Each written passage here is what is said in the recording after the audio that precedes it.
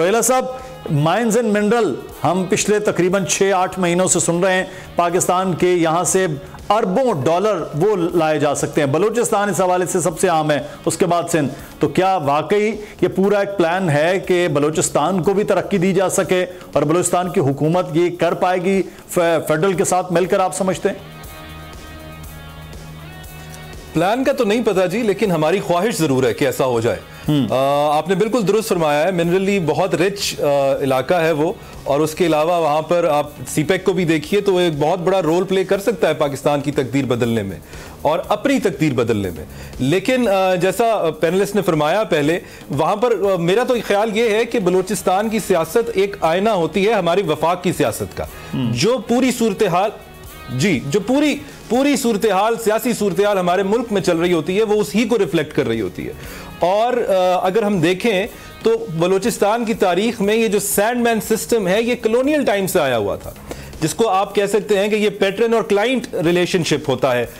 गोरों ने रखा वहां के सरदारों के साथ, उनको एक एडमिनिस्ट्रेटिव रोल दिया, उनको रिकग्नाइज किया, उनको पावर्स दी और बदले में उनसे अपने मकासद पूरे किए।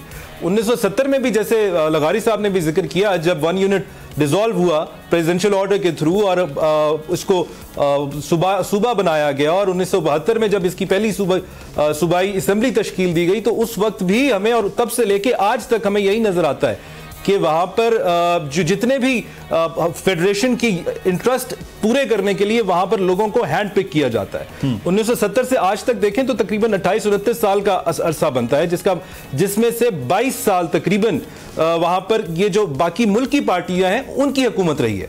जो रीजनल पार्टीज हैं वहां पर और जो वहां से ग्रो करके आई हैं, उनकी हुकूमत गालबन 6-7 साल से ज्यादा नहीं रही। तो अगर यही ट्रेंड आगे चलता रहेगा, वहां की लोगों की नुमाइंदगी और वहां का सियासी लीडर सामने नहीं आएगा और कौमी दायरे में सियासी लीडर नहीं आएगा, हैंड पिक लोग नहीं आएंगे, और ऐसे लोग नहीं आएंगे जो केयर टेकर गवर्नमेंट से इस्तीफे दे के आए हों, जो कि आइन की भी खिलाफ वर्जी है।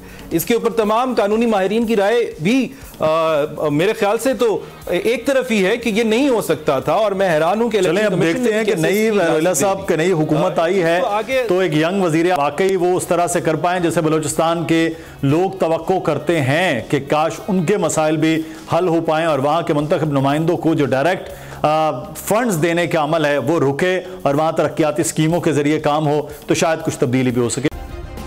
सब्सक्राइब करें और बेल दबाएं ताकि कोई खबर रह न जाए।